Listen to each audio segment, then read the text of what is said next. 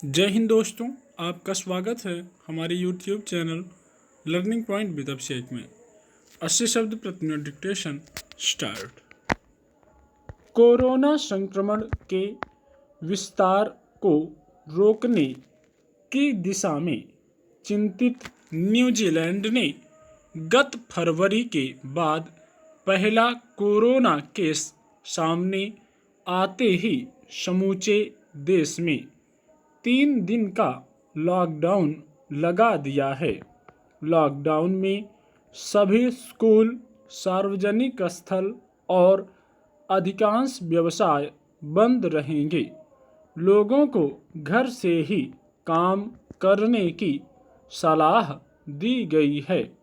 बाहर निकलने पर मास्क इस्तेमाल की पालना सख्ती से कराई जा रही है।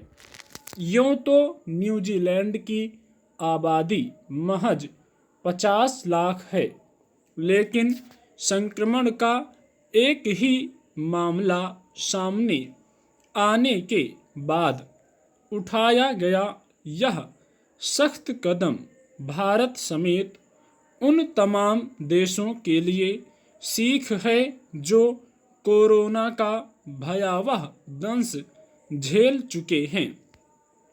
न्यूजीलैंड ही नहीं, ऑस्ट्रेलिया के सबसे बड़े शहर सिडनी में भी कोरोना गाइडलाइन से जुड़े दंडात्मक प्रावधान और सख्त कर दिए गए हैं।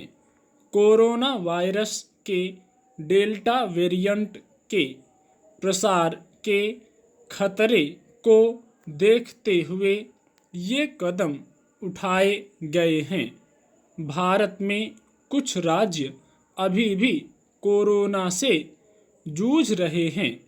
तीसरी लहर के जल्दी ही आने की चेतावनी भी विशेषज्ञ लगातार दे रहे हैं।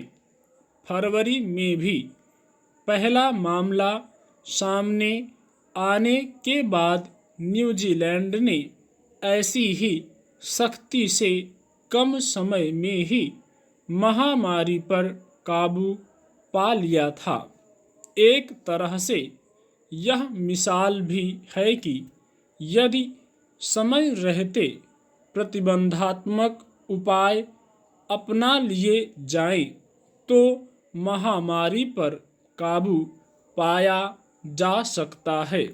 यह बात सही है कि लॉकडाउन जैसे सख्त कदमों से आर्थिक मोर्चे पर कई तकलीफें सामने आती हैं, लेकिन ऐसे उपाय संक्रमण की रफ्तार की गंभीरता के हिसाब से छोटे रूप में अपनाए जाएं तो कारगर हो सकते हैं।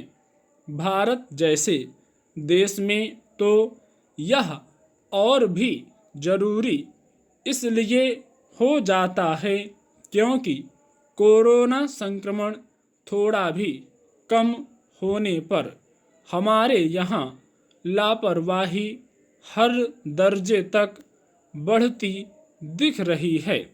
पर्यटन स्थलों व बाजारों में उमड़ने वाली भीड़ को तो जैसे मास्क लगाने की परवाह ही नहीं, वैसे भी मुसीबत कभी कहकर नहीं आती, लेकिन सावधानी मुसीबतों से बचाने का काम जरूर कर सकती है। कोरोना की दूसरी लहर में हमने अस्पतालों के हाल व सरकारों की लाचारी खूब देखी है।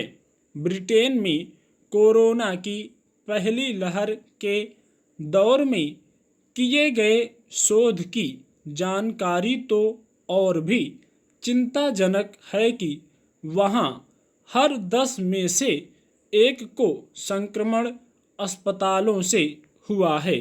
संक्रमण की तीसरी लहर कब और कैसी होगी, इसका अंदाज़ा भले ही नहीं लगा हो, लेकिन यह रिपोर्ट संक्रमण की भयावहता जरूर बताती है।